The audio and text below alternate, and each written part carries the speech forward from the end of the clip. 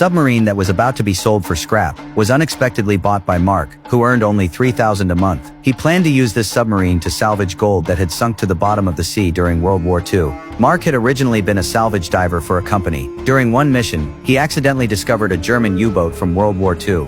After investigating, he learned that the submarine was carrying $400 million worth of gold.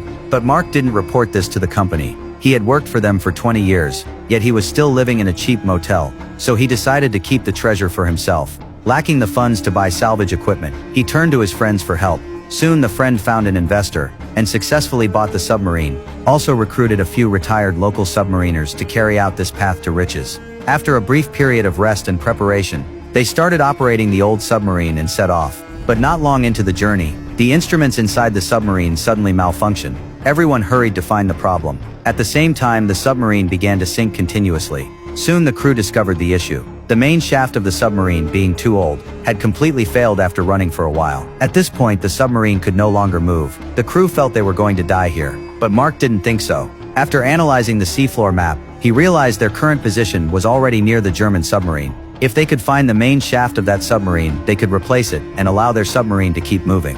So a few of them put on diving suits. Soon they were outside the submarine. Then one of them set up equipment beside the submarine, while the others went to search for the German submarine. But they hadn't gone far when they found there was no way forward. A tall seabed rise blocked their path, which meant their last hope was gone.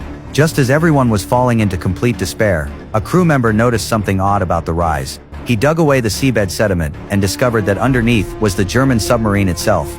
It turned out that over the long years, the German submarine had been buried under the sand, which made the crew mistake it for a rise.